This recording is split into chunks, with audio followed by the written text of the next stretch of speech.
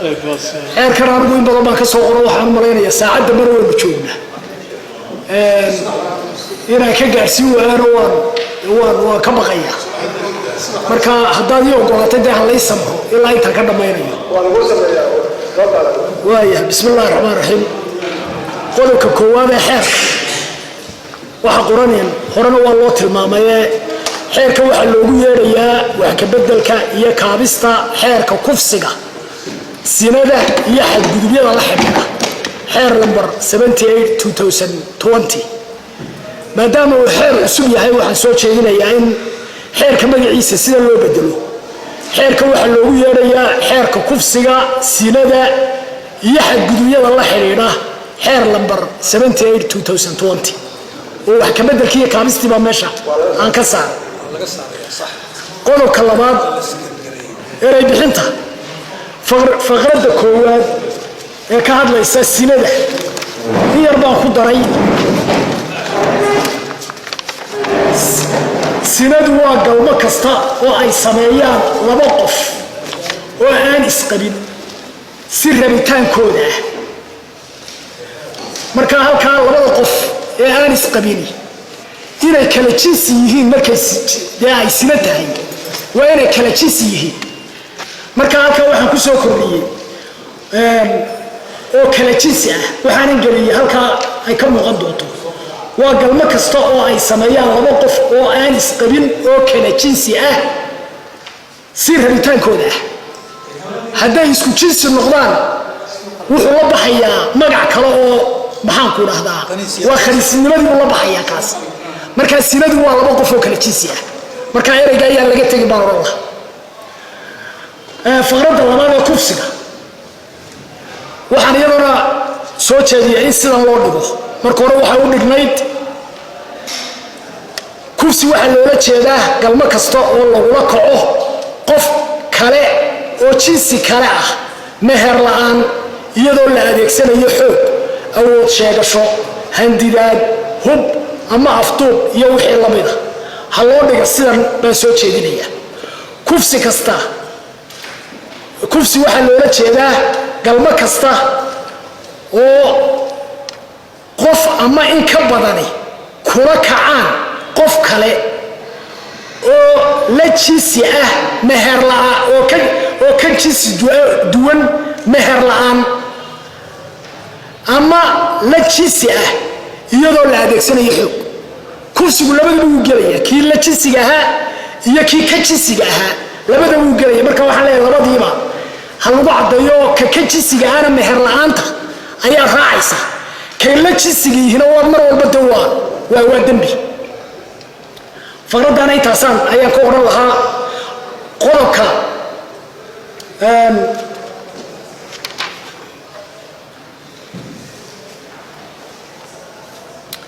faqradda afraad waxaan odhan lahaa xagga dambaha laga raaciyo marka faqradda afraad waxay ka hadlaysaa waa dacwad waxaa loola jeedaa ashkato kasta oo dhibanaha ama cid kale u soo gudbiso booliiska ama xeer ilaalinta ama maxkamadda taasoo lagaga cabanayo faldembiyeed ku xusan xeerkan markuu faldembiyeed yahay waxay khusaysaa booliiska iyo xeer ilaalinta maxkamadaha markay madani tahay unbaa qofku toos u geystaa mararka qaarkoodna dacwad madaniyabaa dee halkan ka dhalan karto oo markay magdhow iyo waxyo soo galaan qaab madani baa loogu dacwoon karaa markaa si uu labadiiba u qaato oo maxkamadda u tegi karo booliiska iyo xeer ilaalintana ay u magaranaysaa loo geyn karo dacwadda oo ay dacwaddu dhankii madaniga iyo dhankii faldembiyeedka labadaba u qaadan karto waxaan odhan lahaa xagga dambaha laga raaciyo ama waxyeello kasta oo ay sababeen faldembiyeedagaasi ama waxyeello kasta oo ay sababeen waayo dhinaca waxyeellada maxkamadaha khusaynaya dhinaca faldembiyeedyaduna xeer ilaalinta iyo dambe baarista booliiska ayuu khusaynaya marka waxaan odhan lahaa intaa xagga dambaha laga raaciyo si ereyga maxkamadda ee meesha ku jira uu shaqo u helo waayahay faqradda sagaalaad ereyga madhab marka la qorayo madhabka oo kaleba ayay u qormaysaa sidan dee imaka u taalo madhabka laakiin haddii hayfankii la dhexgeliyo madhab ayay noqonaysaa marka halkaana hayfankii yaa laga tegi karaa imaka waxay u qorantay madhabna dee lagu fahminayo marka hala geliya hayfankii halkaa faqradda 15aad ee u dhigan sidan maxram waxaa loola jeedaa qof kasta oo ka mid ah dadka ay shareecadda islaamku mamnuucday in la guursado halkaa hadalku waa margi waxaad moodaa in loo fahmi karo inay jiraan dad weligoodba la mamnuucay in la guursado oo maxram waxaa loola jeedaa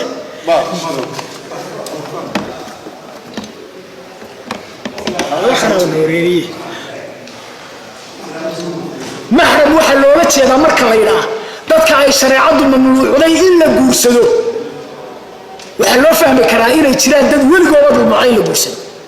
waxaa odhan lahaa si ay u caddaato taas oo dadkii ehelnimada iyo xididnimada iyo naasnuujinta iyo waxaa qofka ay qaraaba yihiin au yahay waxaa laga mamnuucay si loogu fahmo waxaa odhan lahaa sidan ha loo dhigo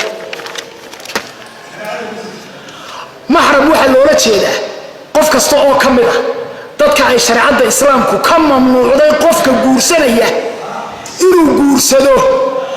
xidhiidh ehelnimo xididnimo naasnuujineed iyo wixii la mid ah oo ka dhaxeeya dadkaa iyo qofka guurkooda laga mamnuucay halkaa markaa waxaan addeeyey inay dadka qof ka mid ah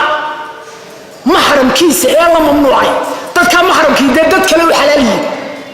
markaa dadkii kale u xalaal yihiin bay dee fasax u yihiin isagoo ubay ka mamnuuc yihiin dadka ehelnimadaas ka dhaxayso markaana sidaas loogu caddeeya baan odhan faqradda 22aad waxaa la dhifaangareeyey maandoorin baa marka hore ereyga lagu qoray haddana definitionku maandooriyuu ka hadlaya maandoorin waxaa loola jeedaa wax kasta oo qofka la siiyo ama lagu sixro kaasi oo lumiya xiska ama kala garashada qofka maandooriye ayaa la dhifaangaraynaya maandoorin ma aha waxa halka lagu sheegay marka waxaan ku bedelay maandoorin waxaa loola jeedaa ka luminta ama ka qaadista qofka xiska ama maanka iyadoo la adeegsanayo maandooriye ama sixir maandoorintii baan anugu markaa imika dhifaangareeyey tii horena maandooriye ahaydoo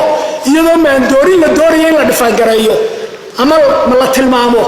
ayaa maandooriye tilmaantii inaga noqotay qodobka 3aad ujeedooyinka xeerka faqradda 1aad waxay u dhigan tahay sidan in la dejiyo xeer waafaqsan shareecadda islaamka iyo dastuurka qaranka jamhuuriyadda somalilan mabaadi'da guud ee cadaaladda qiyamka iyo dhaqanka suuban ee ummaddu leedahay halkan xeerkan ujeedadiisii waxaa laga dhigay in la dejiyo xeerar kale oo waafaqsan shareecadda islaamka xeerar kale dee in la dejiyo xeerar kalena maaha ujeeddada xeerkan ujeeddada xeerkan waxaa odhan markaa ha loo dhigo faqraddaas sidan in la ilaaliyo qiyamka iyo dhaqanka suuban ee ummaddu leedahay xeerkan ujeeddadiisu taasaa noqon karaysa waa isagaa lagu ilaalinayaa xeerkanaa lagu ilaalinayaa qiyamka iyo dhaqanka suuban ee ummaddu leedahay marka taasaa ujeeddo ah faqradda 2aad ee u dhigan sidan in la hergeliyo ciqaabta shareecadu u dhigtay siinada noocyadeeda kala duwan sida ta ay isla ogol yihiin labada sinaysanaya iyo takhasabka iyo jujuubka ku timaada iyo faldambiyeedyada kale ee la xidhiidha waxaa odhan laha ha loo dhiga iyadana sidan in la xakameeyo faldambiyeedyada sinada maaha in xeerarku la dhacgeliyo ujeeddadeenu maahae ujeeddadaynu ka leenay xeerka waxa weeye in la xakameeyo sinada iyo dhaqanxumooyinka ummadda ku faafaya ayaynu ujeeddo ka leenay marka in la xakameeyo faldambiyeedyada sinada noocyadeeda kala duwan sida ta ay isla ogol yihiin labada sinaysanaya iyo takhasabka ama jujuubka ku timaada iyo dembiyada la xidhiidha ayaan xakamayntaasa in la xakameeya baa loola jeedaa faqradda 3aad أقول سيدا إلا إلاليو كرامة آدمها دمانتو قارهان قفك الدمركا وحنور الله هلا بلاريو سيدا هلوندو إلا إلاليو كرامة آدمها دمانتو قارهان dadka nugul marka la yiraahdo waxa soo gelaya dumarkiina soo gelayo dadka waana soo gelayo naafada soo gelayso carruurta soo gelayso marka uu ballaaray marka in dhammaan qiyamkooda la ilaaliyo kuwana gaar loo sii ilaaliyo ayaa wallahi ujeedada xeer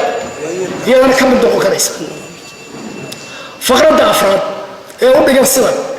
in laga hortago isla markaana la joojiyo faafitaanka sinada waxaan oran lahaa hala tirtiro oo maadaama aynu xagga sare ku sheegnay in la xakameeyo sinada iyo waxaan qabaa inaan loo baahnayn markaa in sinada gaarkeed markaa loo tilmaamo halkan faqradda shanaad oo hadda noqonaysa faqradda afraad ee u dhigan sidan in la xaqiijiyo in dhabbanayaasha kufsiga iyo faldimbiyeedyada kale ee galmo iyo weliba markhaatiyaashoodu helaan cadaalad ku salaysan shareecadda islaamka halkaa iyadana si kalaan u dhigi lahaa in la xaqiijiyo dhibanayaashuna cadaalad bay u baahan yihiin dadka kale oo dhammina hadday ehel yihiin hadday markhaati yihiin hadday magaranaysaa qareenna yihiin ilaalin bay u baahan yihiin marka dadka isagana cadaaladdaa siiyey dadkii kii dhibana ahaa inta kalena ilaalin bay yeelanayaan markaa sidan aan u dhigay in la xaqiijiyo in dhibanayaasha kufsiga iyo xadgudubyada la xiriira ay helaan cadaalad ku salaysan shareecadda islaamka isla markaana dhibanayaasha ehelkooda markhaatiyaashooda iyo qareennadoodu ay helaan ilaalin iyo badbaadin taana sidaasaan ayaan oran lahaa marka laba weji inuu xeerku qaarna ilaaliyo qaarna uu cadaalad u doono faqradda lixaad oo noqonaysa faqradda afraad shanaad in la helo xeerar sahlaya ama saamaxaya in nidaamka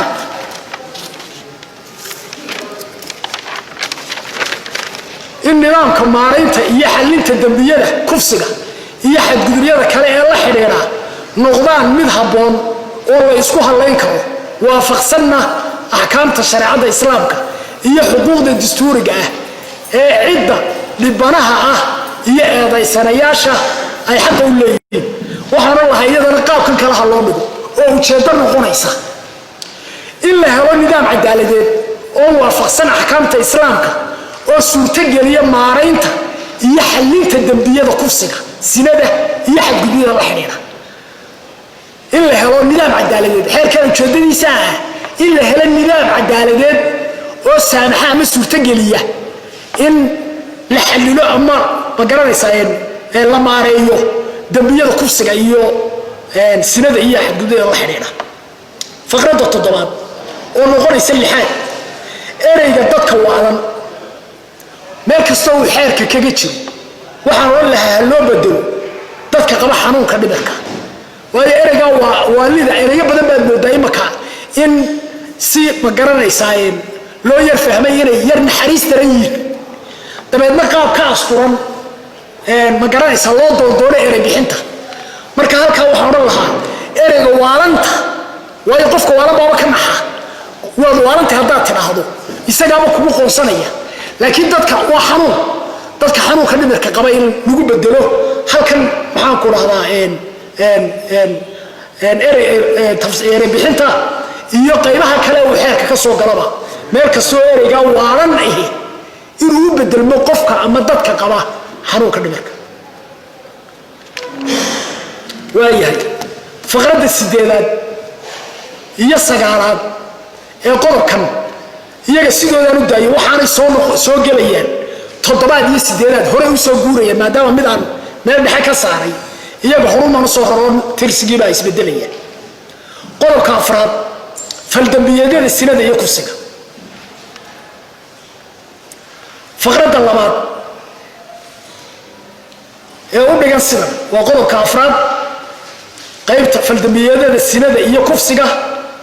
qaybta ba ee faldambiyeedyada sino ah faqraddeeda labaad qof kasta oo ka sinaysto qof aanu geyin maxramkiisa ah waxa lagu ciqaabayaa ciqaabta ku xusan faqradda koowaad ee qodobkan iyo ciqaab tacsiir ah oo xarig ah u dhaxeeya 15 ilaa 15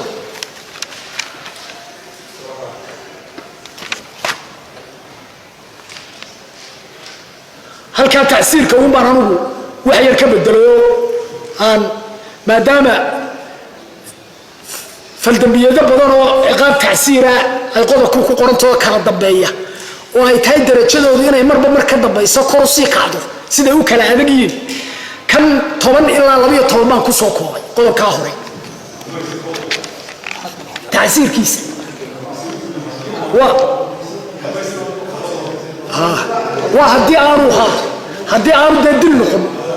haddii aanu dil noqon in tacsiirkiisu noqdo 10 ilaa 12 faqradda saddexaad ee qodobkan ciqaabta loo jideeyay qofka miihinaad ahaan ka dhigta sinada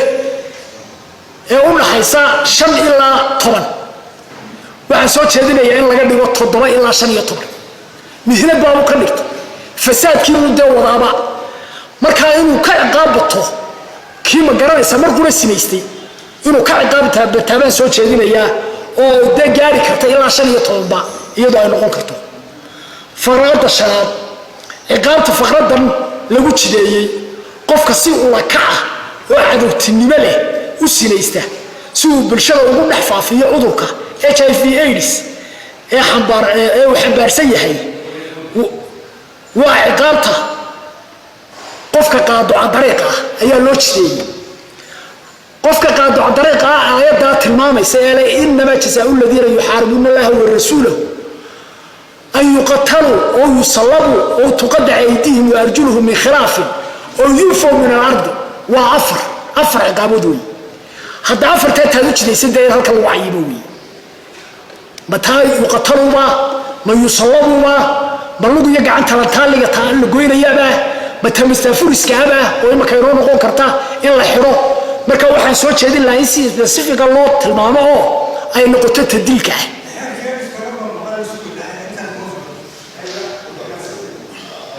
inay noqoto tadilka halka aayadda guud ahaan inaan loo dirine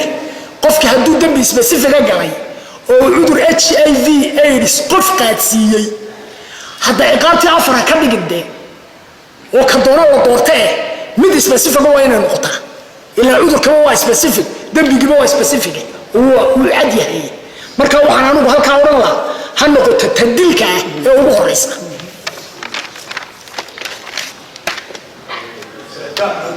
فقرد اللحاد أقول لك السبب هدي المير أما قفوا سيدنا يلو قصة بسنة آيات القرآن كان سؤال هذا إن الذين يحاربون الله ورسوله ويسعون في الأرض فسادا أن يقتل أو يصلب أو تقطع أيديهم وأرجلهم من خلاف أو ينفون من الأرض أو داسي تفيد التخيير فعلماء إلها يعني هو خيارك واحد اسكلا حاكم ويجي يدبي قاسي سوء دحي بدل متيسنا يا يسوي متيسنا يا دلدلات يدل يسوي متيسنا يا دوتي قعنته يسوي دال سلو جرو يسوي وحوي هنا شال لو بدلوا ما لفوقيو من فوقيو marka waxa weeye awl tagyiir baa موي marka sidaa dadkeed waxa weeye xaakimku wuxuu eegayaa ninkaasi ma u badheeray mise waxa weeye uu badheeray iyo cudurka isku gaabsay isku moobay waxyaabo fara badan oo uu eegayo marka iyaa jira marka intaan baan ku dari lahaa oo billahi tawfiiq anigu sidaa u arkaya ma aayadda waxaan leeyahay la dhex dhigin owdaasi aanay dafidine dambi eeg taa owda la dhex dhigayo waxa weeye marka uu qofku qaadico dariiq yahay hadduu dadka hanti uun ka dhaco waa dembi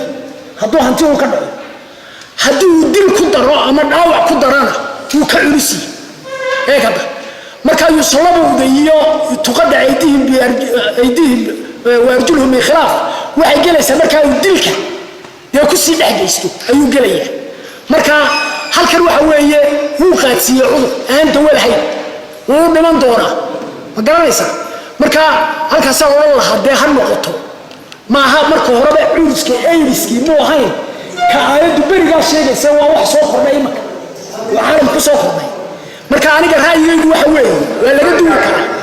ra'yigaygu anigu waxa weeye dil ha laga dhigo waana laygu khilaafi karaa dee waana laygu raaci karaa waayahay faqradda lixaad haddii ilmo yar ama qof waalanu uu qof kale ka sinaysto wax ciqaab ah la marin maayo balse waxa waajib ah in cidda mas-uulka ka ah ilmaha yar ama qofka waalan inay mariyaan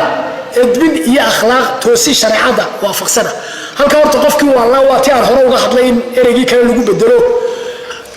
mudanayaasha qaar baa soo qaaday inay ilmo yar waxma kufsado waynu soo maray maxaan ku lahdaa dhowr iyo 10 wada dhalinyaro ahoo midkoodna qaan gaarin oo inan la mid hoo ilaahan qaan gaarin oo gaas loo diray kufsaday waa wax dhaca horta waayo dayna kaafiriyo jirkii waxa weeyaan uu samayn karaa falaalka halkaa loo diray waalidka ee la leeyahay waalidku ha edbiyaan ama ha akhlaaq toosiyaan anugu nidaam kalaanu dhig oo edbina waayo waxaa jira xeer dee la yidhaahdo maxaa ku dhaha xeerka carruurta sharciga khilaafta ayaa dee isma jira oo gebigiisoo loogu talagalay carruurta sharciga khilaafta ee dembiyada gala in magaranaysa la mariyo oo edbin ah edbinta dee ah marka waxaa odhan lahaa anigu sidanaa u dhigay faqradda qofka carruurta ah ama qaba xanuunka dhimirka ah ee ka sinaysta qof kale waxa maxkamaddu ku xukumaysaa qofka carruurta ah xarig edbin ah oo dhan 1 sano ilaa 3 sano oo uu ku qaato xarumaha carruurta sharciga khilaafta ama haddii aanay xarumahaasi jirin qaybta carruurta ee xabsiga halka qofka qaba xanuunka dhimirka ay maxkamaddu geynayso xarumaha lagu xanaaneeyo dadka qaba xanuunka dhimirka muddo u dhaxaysa 2 ilaa 3 sano ayaa xarumaha dadka dhimirka qaba lagu xanaaneeyo ilaa qofku waa karo isagoo xanuunka dhimirka qabu faldambiyeed galay in xarumaha markaa dadka dhimirka qaba lagu xanaaneeyo maxkamaddu deegayso oo muddo 2 sanood ilaa 3 sanood ay ku hayso oo marka uu dhamaysto ay maxkamaddu qiimayso inuu miyirkiisii dee si buuxda ugu soo dhammaystirmay iyo in kale oo haddaan u dhammaystirmin miyirkii ay 1 sano ugu dari karto kaasi markuu dhammaadana qiimayn karto mar walba ay awood u leedahay qiimaynta iyo inay muddo 1 sano ah u sii kordhin karto oo markay ogaato inuu si buuxda u miyirsaday dabeedna ay magaranaysa xarunta ka fasaxi karto anu waxaan odhan lahaa qodobka ah aynu waalidka u diray waalidku edbinna siin maayo ma garanaysa oo meel ku xidhan dee ma leh marka waxaan odhan lahaa sidaa ha loo dhigo dowladdu dee ha qaado mas-uuliyadda xarafka ta faldimeedka kufsiga qaybta ta faqradda 1 ilaa 3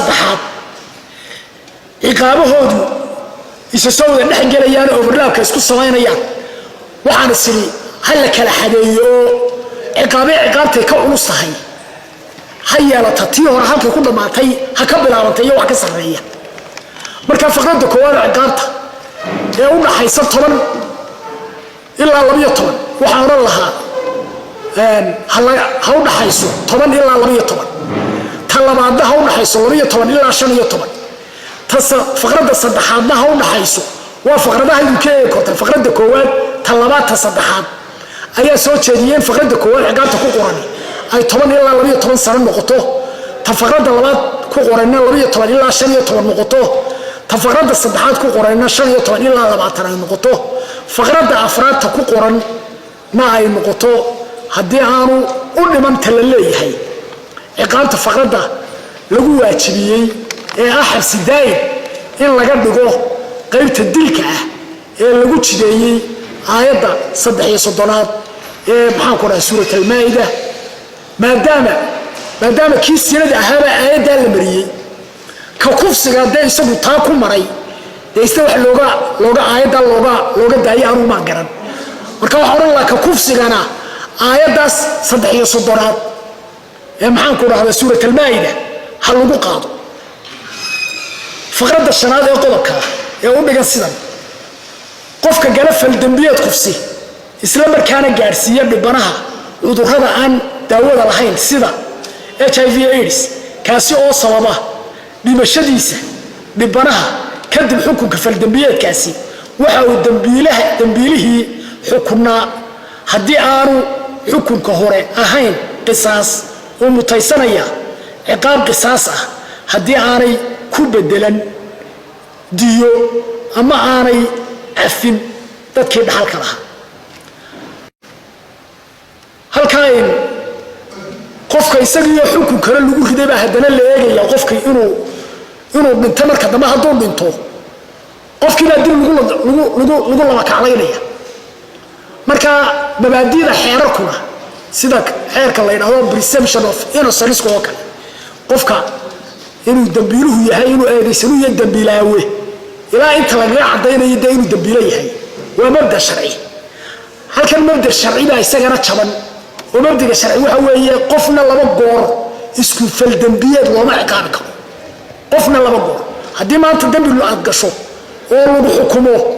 berrita la odhan maayo inta dib haddana lagu soo qabto ciqaabtii hore waa ku yaraydee tutii ka badan ha la saaro la odhan maayo marka laba goorka in laga daayo oo anigu mar qurun baabanaya aayadda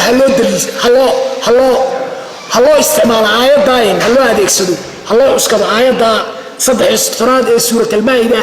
oo qofku mar uun ila uu qaadsiiyey cudur buu qaadsiiyey cudurkana qasab buu ku qaadsiiyey inuu u dhiman doonana dawaama malaha la yidhi cudurada loo dhintay halista ah kaas iyo kan jooris cadka la yidhaa iyo waa xanuunada loo dhinto marka haddii kuwa uu qaadsiiyo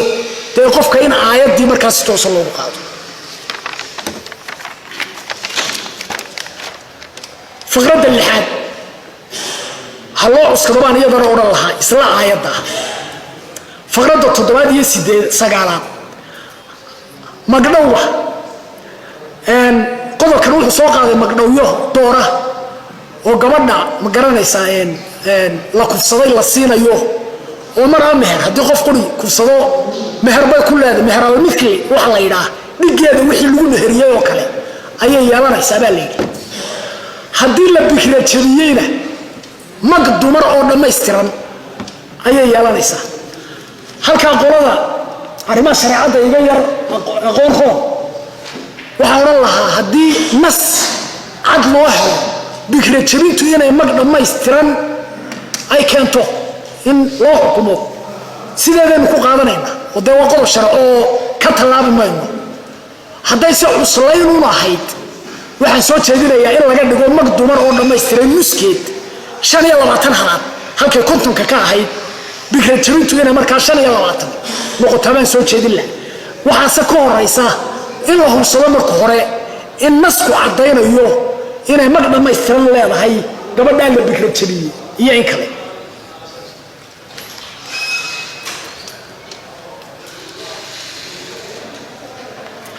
isla qodobkan qaybtan ta faqradeeda 10 waxay tilmaamaysaa iyana qofka waalan ama ilmaha isaguna si qasab ah kufsiga ku sameeya inaanu dambi lahayn ee edbintii oo kale uu yeelanayo isla qodobkan faqradana waxaan u raacay sidii tii hore in ilmahana la mariyo wax kufsaday ee aan qaan gaarin dhaqan celintii carruurta sharciga khilaafta ahayd la mariyo ee hal oo isaga aan ciqaabta u kordhiyey halka kii hore uu ka ahaa maxaan ku dhahdaa sinaystay uu ka ahaa 1 ilaa 3 sanadood kan kufsaday waxaan uga dhigay 3 ilaa 5 sanadood kawaalanna waxaan isagana iri hal lagu eego muddo ma garanaysaa iyana ka badan oo 3 ilaa 5 sanadooda processkii xarumaha dadka dhaqan celinta dadka dhimirka ah